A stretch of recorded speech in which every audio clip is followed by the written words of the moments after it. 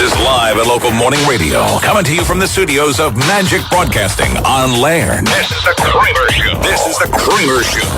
The phone is now open, and the phone operators are standing by. Turn down your radio when you call. Pay attention and be ready to go. 850-233-9988. Let's do a show! Let's do a show right now. What are we doing? This is Kramer.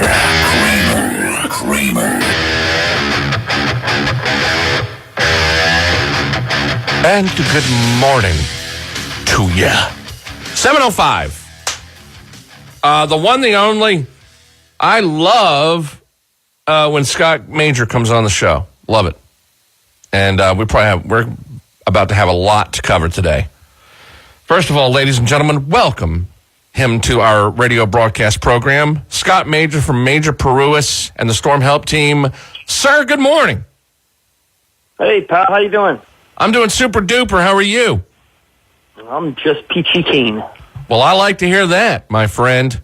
Look, if you get on the, could we do a shirt for questions day today? We can. If you would like Scott always will outline how you're supposed to talk to these insurance companies, and legally, when you write someone, you sign it with love and kisses you. And so it's been a running thing, and now he's made up some shirts for giggles that have that slogan on them, love and kisses you. And if you call up and you get on with a legal question, we'll shoot you one of the shirts, all right? 850-233-9988. And don't forget their website is stormhelpteam.org. Now, I don't know if you saw the email that I sent you. I know it's early. Did you happen to get that?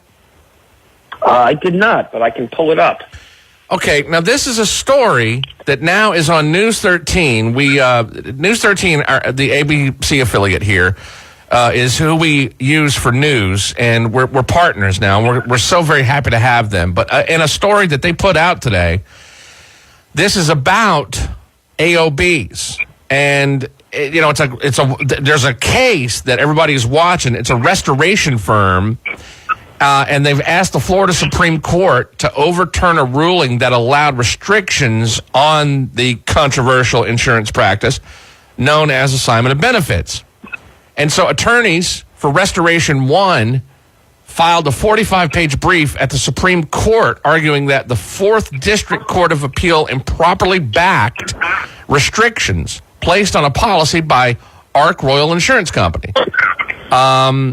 It's a dispute involving a water damage case to a home. And so they get into the whole, the ins and outs of AOBs. And I was just what I wanted to do was get your thought on that. Sure. Well, I can tell you that, AOBs have been a concern for, these storm-related claims since just after, Wilma is when the practice started back in 2005, where it became more common. And it's just become a continual a problem for, insurance companies, and in some cases, insurers, where they've just taken over this situation. And what happened is that some of the insurance companies are trying to battle and trying to reduce their exposure by saying, if you don't use our vendor, that you're going to be in a position where we're not going to allow you to collect the same amount of money as you would if you had been the insured and had sued. And so I think that what's happening is, the insurance companies are trying to figure out ways to reduce their exposure in that regard. I don't have the specific article in front of me, but I'm going to pull it up, and give you my comments on that. But what's happened is, these insurance companies have tried to respond by limiting benefits or saying, hey, you got to use our vendors. Right. One of the providers. If you use our vendors, we're not going to pay you the total amount. And I think that you can contract any way you want as a contractor, but you can't restrict in a way that would reduce the ability of someone to get the proper replacement. So, in other words, if they had a vendor of their choosing and you contract to have that vendor, you have to give that vendor an opportunity to replace or repair. If that vendor doesn't replace or repair in a proper way, then obviously you can use your own vendor. But right now, there's nothing wrong with contracting away that right. And I believe that probably what has happened is the 4th District has decided that that's an appropriate way to do things. Yeah, it says Restoration One of Port St. Lucie filed a lawsuit against Ark Royal Insurance Company after policyholders John and Liza sustained water damage to their home. Liza contracted with Restoration One to do cleanup work and assign the benefits to the firm. Ark Royal, however, refused to pay the full amount requested by the restoration firm, pointing to an insurance contract that required approval from the husband, wife, and the mortgage company, PNC Bank, for benefits to be assigned to the contractor. Restoration One claimed breach of contract but lost in circuit court and at the 4th District Court of Appeal. Kind of interesting how that's starting to work out, and it's starting to be something that you're hearing about more and more and more, because I think it seems this is where we are. This is where we are in this point of the recovery process. Yeah, it's again, this policy of contracting away rights is something that the insurance company is continuing to do. In other words, they have a superior bargaining ability. They have the ability to contract whatever they want with you. Courts have been trying to say, hey, if you're going to have a superior bargaining position, you better be clear in what you put in a contract. Otherwise, we are going to construe it in a way that is favorable to the opposing party. And in these cases, I don't think it's necessarily improper to have contracts that have that kind of restriction, but it's a question really of whether or not a court is going to decide that they can, rewrite a contract. You can contractually, contract just about anything you want. So I think it's going to be hard to win this case on appeal based on, their assignment. I've never thought to ask this, but does the mortgage company normally, do they have to write off on the assignment of benefits, or how does that work with the mortgage company? Sure. Yeah, sure. So the mortgage company wants to ensure that you actually fix your property. And so conceptually, you would go and get a licensed contractor or a vendor that's approved, and you would say, hey, I've got a roof that needs to be replaced. I want to go ahead and replace it. And so here's what I'm going to do.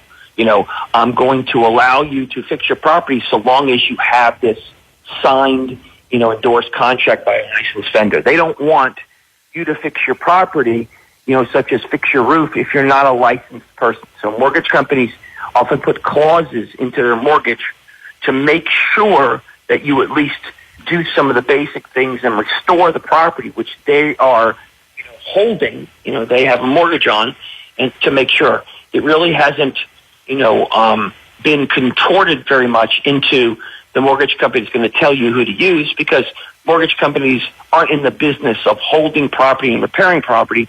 They just have a clause in there to make sure you properly do that.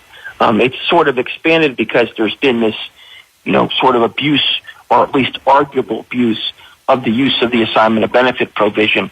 And so some companies have tried to, change that language. But generally speaking, the mortgage company just wants to make sure that you have properly repaired your property or intend to do so.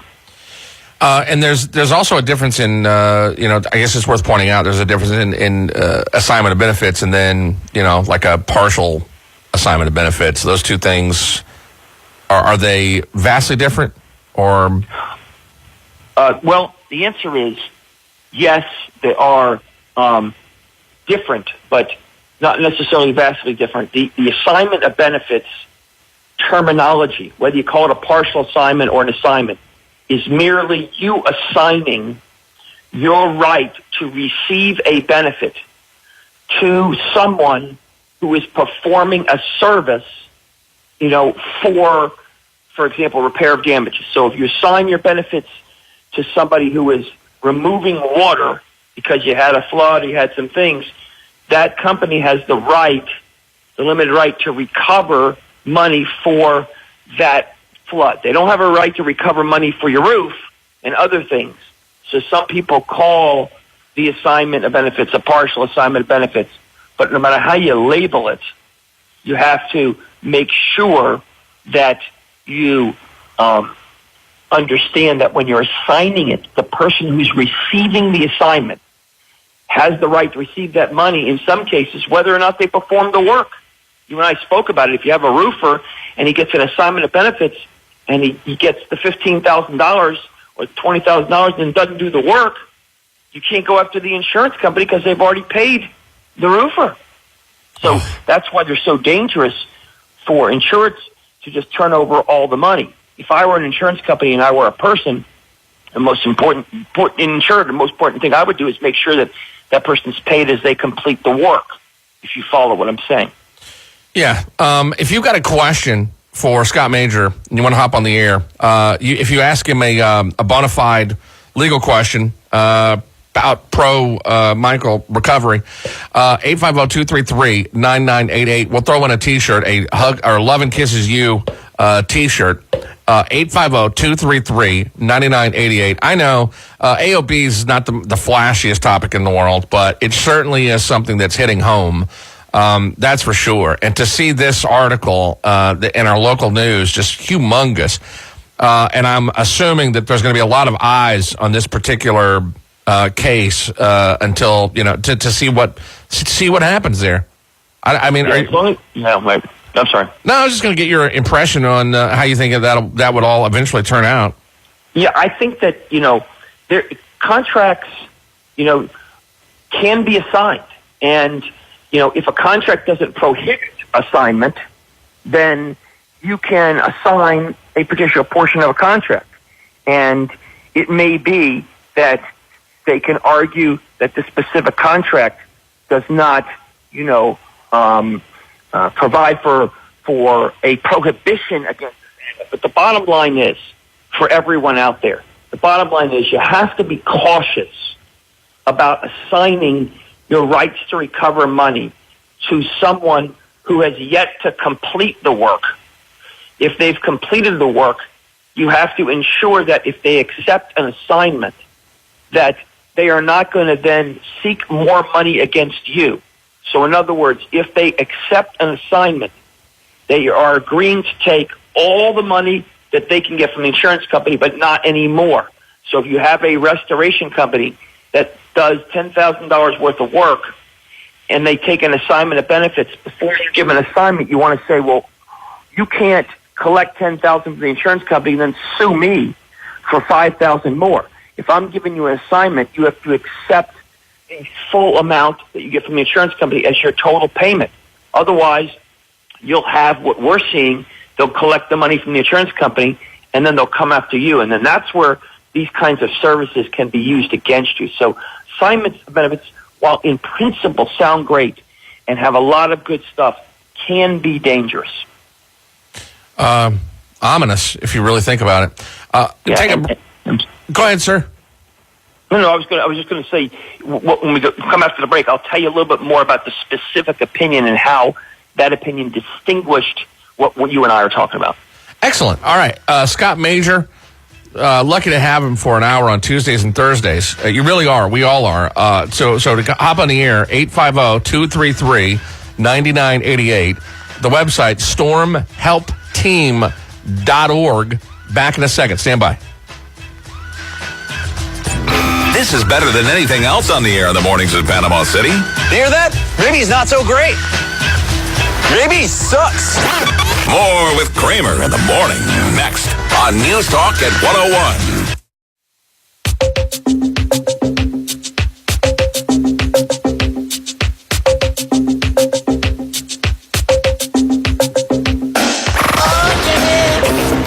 Alex Jones from InfoWars, and you're listening to the Gorilla Kramer on NewsTalk 101. Scott Major's on with us today. Scott Major, morning. Our phones are open for you to hop on the air and ask him a legal question, 850-233-9988. Now, You can ask medical questions if you want. Okay, I've got a little, it's a tugging sensation. It's on my left side. You can call 844-800-LAWS, 844-800-LAWS, and you can go to stormhelpteam.org. Before the break, you said you wanted to, I think, expound on an opinion? Sure.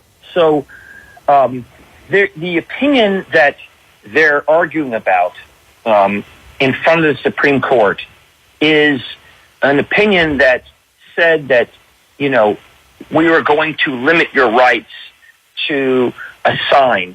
And what the argument at the Supreme Court is there's another case called the Security First case that came out of a different appellate court, like a companion appellate court, that said that we're not going to prevent someone from assigning a loss, and it is actually improper to attempt to restrict a party from assigning a loss after it has occurred. And so, in other words, the other appellate court said you can assign losses, and then this appellate court, in the case of the Restoration 1 of Port St. Lucie versus Ark Royal, said, we're going to restrict your ability to assign the loss by saying that there will be some restriction. Now, the Royal Ark case said the contract in that case, what the court said was it didn't prohibit assignment. It simply said that if you're going to assign something, you have to ask us. You have to ask us for approval of the insureds in the mortgage. And they said that doesn't create any kind of prejudice to require somebody to approve something. It's probably the case, in my humble opinion, that you should not be able to restrict someone from assigning their benefits under the contract, and it would be improper to do so. And the second that you start putting conditions that make it sound like the effect is to restrict it, I think it's a problem. So in that case, had they contacted the insurance company and said, we're intending upon assigning this policy or this portion of the policy to Restoration 1, the insurance company would have had to do one of two things. Either one, go ahead, or two, we're not going to agree, but we have a better restoration company. They'll do it for cheaper. And to me, this goes back to reading your insurance policy. Look at your insurance policy and see what it says to determine whether there's a restriction. If I were the Supreme Court, I would probably go and reverse the 4th District Court. But I understand the logical reasoning behind the opinion and the fact that you can contract to restrict people's rights. And the overall bigger picture, Kramer, I think the biggest issue for everyone is be very careful about assignment of benefits, because I think they're disasters. I think that in the end, even though they're meant to be well, they put insureds in worse positions if the vendor doesn't do their job. I'm not concerned about good people doing good things and trying to provide a convenience, but before these assignments occurred, and I've handled thousands of claims before them, I'm telling you, we did just fine. We said to the vendor, okay, if you want to perform the service, no problem. We'll go ahead and fight for your money on behalf of the insured. We would pursue the claim, we would get the money, and we'd pay them. We didn't have this problem that was occurring as a result of assignment of benefits and then vendors doing work that was less than adequate, and now insureds had no rights, if you follow what I'm saying. How many of these insurance companies actually own businesses that do, contracting? I mean, are there? Not many. There are, say, half a dozen right now. It's a growing business because what insurance companies have determined is they believe they're being price gouged, or they believe that the services are too high, because insurance companies really aren't in the business of performing these services. So as a stopgap mechanism, they started doing that. The important thing for you as as a listener is to understand that if an insurance company is going to offer to do the services, great. Get out there an hour from the time of the claim, and get those services out there. If you're so wise and so great and so wonderful, and you're going to have on-staff teams that are going to go right out there, well, then that's going to make the claim faster, fantastic, but you better perform what you say you're going to perform. If you say you're going to clean up that water or you say you're going to fix that roof, you better go out and do it. You better do it in a timely fashion. I think what's going to be interesting, Kramer, is you're going to find that these vendors are either not going to be able to perform at the speed that you want, or they're not going to be able to perform at the price that is paid. And we're going to see a lot more of the best intentions of mice and men. We're going to see these people are intending to try to limit your rights to assign these benefits, and they're making you hire their vendors. And then when their vendors start not performing, now they're going to have problems with suits against the insurance company for providing vendors that didn't do the work in a timely and reasonable fashion. And I think it's going to open doors to bad faith. I think it's going to open doors to negligence. So they have to be extremely cautious about be careful what you wish for. You're going to restrict me. You still better perform. So I think you follow what I'm saying in terms of, at first it may sound horrible, but in the end it may hurt the insurance companies even worse. Here's how I see it. And again, this is just from me sitting here in my chair listening over the course of a couple of months. If an insurance company owns a contractor and you've got something going on, let's say you have, you need, I don't know, let's say, don't you think, we're coming up on a break, and it's going to take me more than 10 seconds to outline my thought on this. But I want to ask you a question about this specifically coming up next, okay? Scott Major, 850-233-9988. Stand by. The Kramer Show will be back in a sec on News Talk at 101. Dewassifying America one show at a time. This is the Kramer Show on News Talk at 101. We have Scott Major from Major Paruas in the Storm Help Team there. Just had a little, I think I may have just had a mini stroke. Let's get him back on. Phone's open, 850-233-9988. We were talking about assignment of benefits, and then we were talking about insurance companies that own companies that do contract work. My question to you, Scott, is if an insurance company owns, a contracting company, isn't it probable that they may tend to, how shall I put this, not to see damage that may actually be there? And the reason that I ask, sir, is that tends to be that insurance companies come out and say, well, there's no damage to that window, or that damage to that window, that was there before the hurricane, and sorry, but we're not going to pay for it. They tend to see things differently than contractors or the homeowner, the policy owner. True? Yes, the answer is that could be a problem with an insurance company being motivated to encourage their vendor to maybe be more, let's say, conservative with the estimate that they make. But let's just say, to all the listeners, I think that this entire situation is going to end up being a problem for insurance companies, because I think what's going to happen is, if you're smart and savvy, you will realize that the insurance company is now accepting another responsibility that is wonderful for you, because now the insurance company is now using their agents to fix your home. And when they don't fix your home adequately, you now have a lawsuit against the insurance company, and you get attorney's fees. So you can now sue the insurance company for their wrongful action in handling a particular situation involving an insurance claim. And you can now, hold them responsible, and an attorney can get involved for free, because that attorney's going to get attorney's fees from the insurance company. Whereas otherwise, if you sued your own person, your own vendor, for, say, overcharging you or for doing bad work, you would not have a right to attorney's fees. I also think that insurance companies are going to be found to have more obligations and more duties to ensure they follow code restrictions and guidelines and other things that I don't think they anticipated was going to occur. So I think you're right in that well, they may have a motive to not come up with higher amounts, or they may do some things. But to me, I think it's likely to backfire. Additionally, they have all kinds of additional bad faith responsibilities that I believe will be imposed when they tell you you have to use our vendor, and then that vendor doesn't come out timely, or then that vendor is busy with 6,000 other projects, or that vendor does a less than adequate job, or does an estimate that is, less than amusing. So to me, I think on the front side, they think they're cool in doing this, but on the back side, what a disaster it could be for them.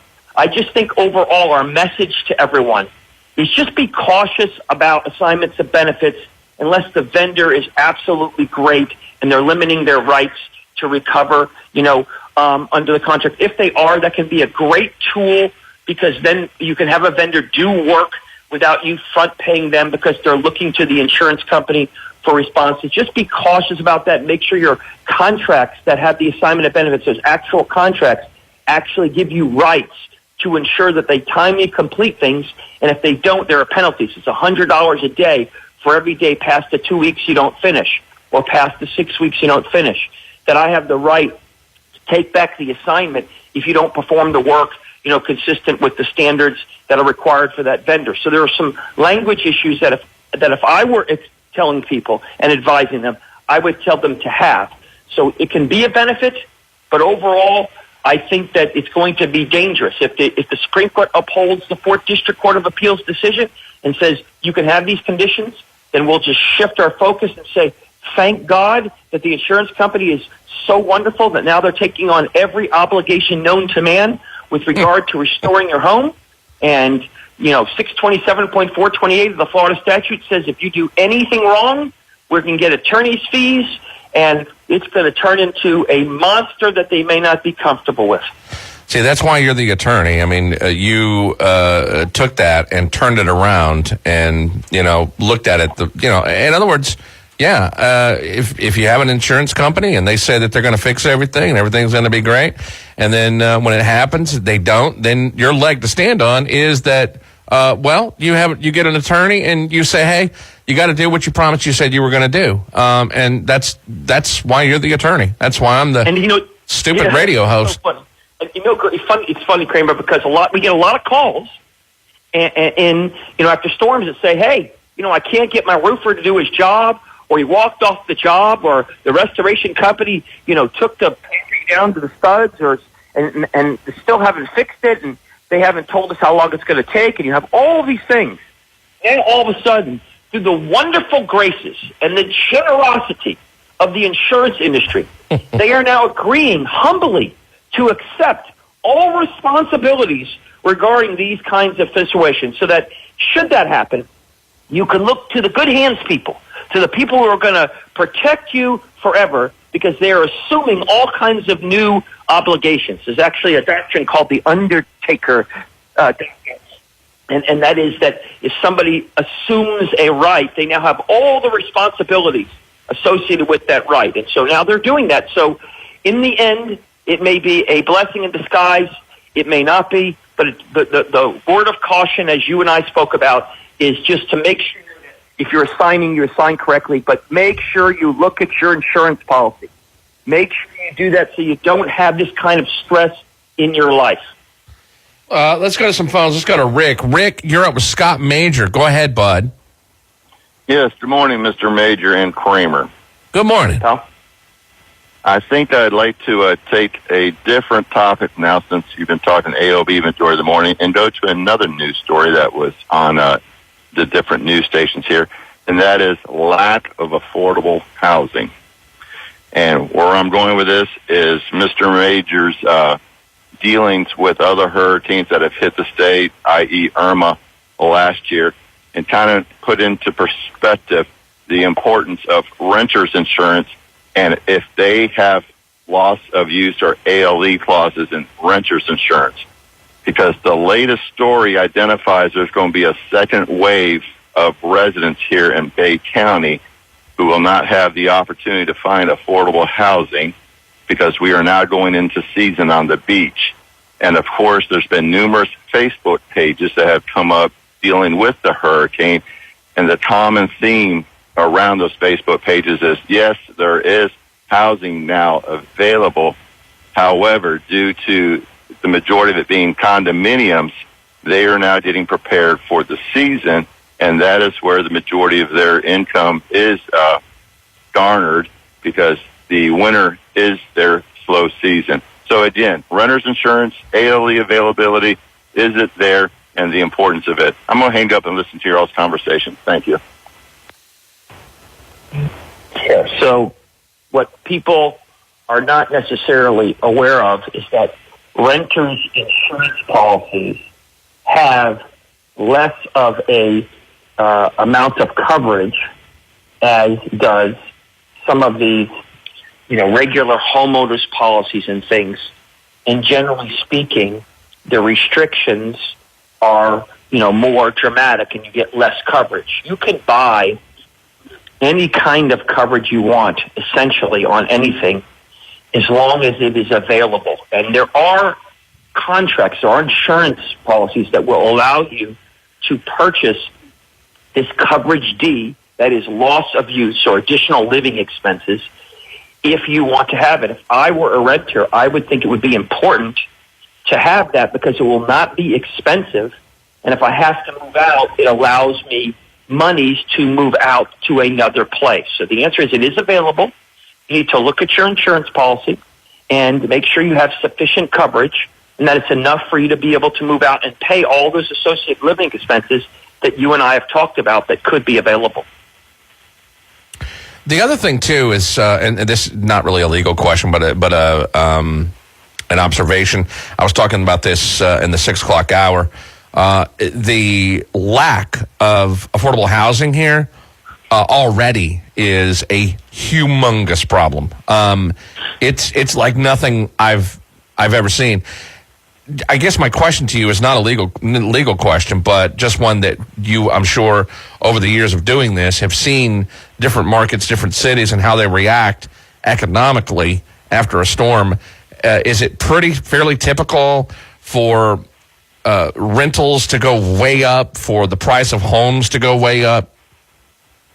The answer is yes, and it's a form of price gouging that is not different than the gasoline and the water nightmares that people sometimes face after a storm. And I think that it would be nice to have some regulations that are post-storm that would prevent this 100% or 80% raising of these kinds of rentals and things like that. The problem is that from an infrastructure perspective, it's really important to anticipate what a storm could do, and then after a storm, really focus on the cleanup efforts to get as many establishments up and running. As you and I spoke about, this gestational curve of how long it takes to get things. As you start to see this explosion of housing problems, and you start to understand how 4, 5, 6, 7, 8 months afterward,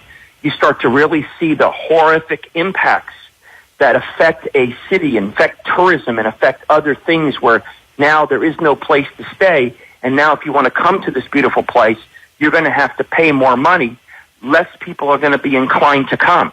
If you have the stress associated with, there are thousands of workers now staying there, as opposed to the ability of residents to stay at a place. It creates more frustration and anxiety and depression and anger. All of this infrastructure impacts tourism, impacts our ability to recover as a city, as a county.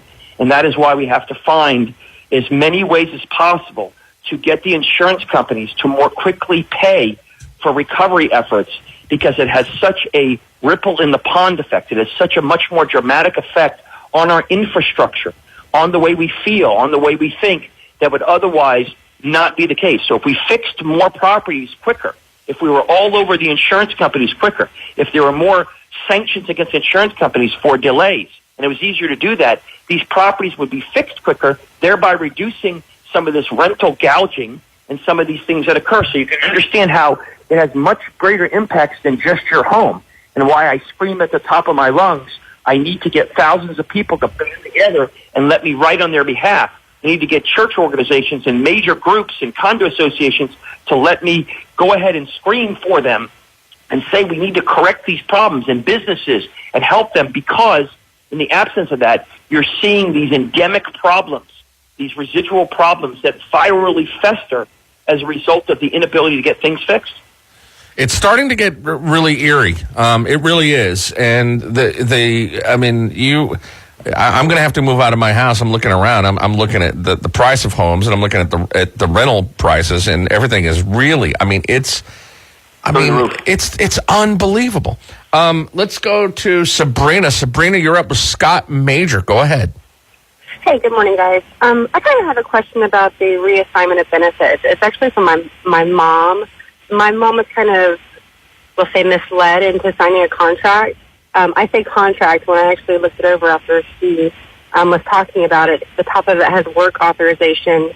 It only has the property of one address, and then it basically has things that she initialed saying that every amount of insurance goes to this company, and they're the only ones who are able to do any work. And then if they were to hire anyone else, they would have to pay $2,500 to them.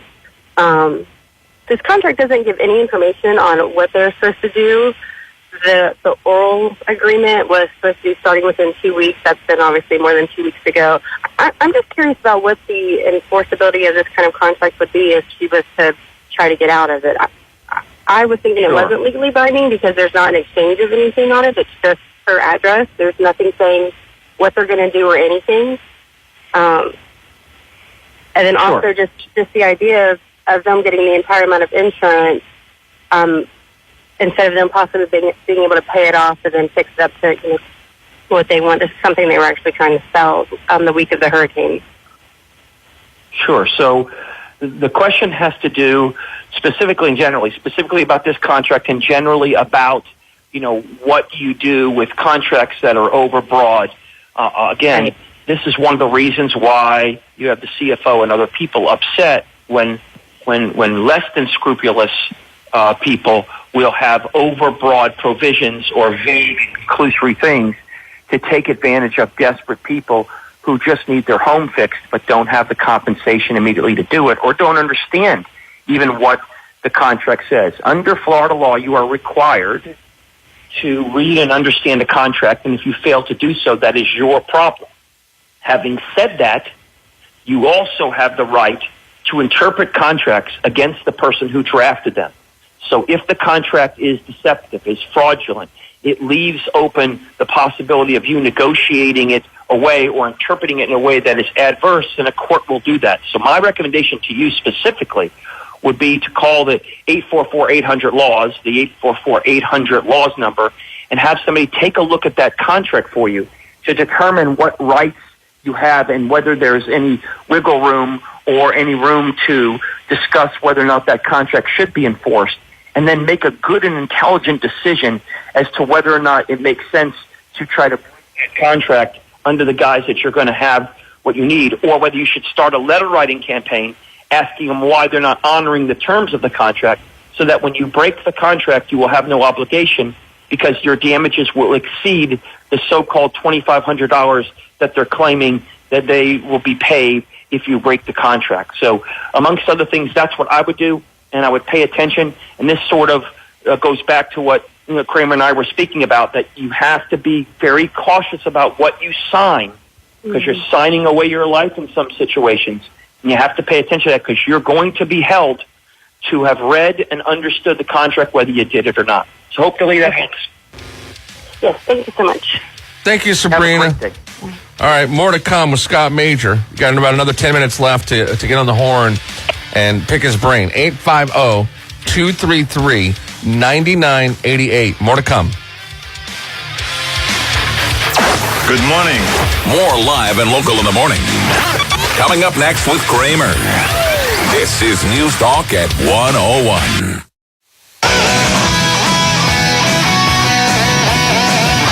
5 till 8 o'clock. What is going on? It is the Kramer Show. And we have Scott Major on. Scott Major of Major Paruas and the Storm Help Team. His phone number, 844-800-LAWS, 844-800-LAWS.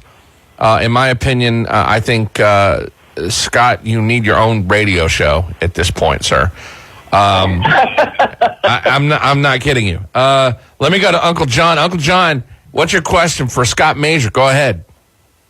Well, Kramer, is pretty simple. Several local, well set up companies, so they're not fly-by-nights, say that they will do, let's say, a roofing job for the amount the insurance company quoted, and they will deal with the rest of it. So I'm in that situation. It's not a problem. But what I'm wondering is, if the insurance company approved $15,000, what's the mechanics of the roofing company going back to the insurance company for some more money? Generally speaking, the person who takes the assignment, that is in this case a roofer, has just as many rights as you do. So if, for example, they agree to take what the insurance company pays, and they have a $25,000 roof, repair, and the insurance company only pays $15,000, they have every right to either sue or pursue the insurance company and say, you did not pay me a sufficient amount of money. There's no vendor in America that can competently build this roof for less than $25,000. And if you don't respond, we will take action. I have loads of claims where I'm representing service providers, illustration companies, roofers, other people that will have, the rights that you have. So the answer is, if they don't get paid enough, the vendors can call us just like you, because they step into your shoes as the insured for that claim. So, Uncle John, did you get that? Hello. I may have lost them. Calling all vendors. If you guys do not have full payment, you have just the same rights as an insured, and you can have a lawyer or somebody else represent your interest to get that money, and the insurance company may have to pay attorney's fees, may be found to act in bad faith. All of these claims still apply to you as any vendor who's involved in a particular project. There he is, ladies and gentlemen. Like that. An hour of pure excellence. There he is, Scott Major. Thank you, my friend. We'll talk soon. Hey, thanks for having me, and thanks for all you do, pal. 844-800-LAWS. You're welcome, and thank you, and I'll talk to you soon. Mr. Scott Major, great hour. I thought he was gone. He just was going to say love and kisses you. Folks, this man, he is the king. The Kramer Show will be back on News Talk at 101.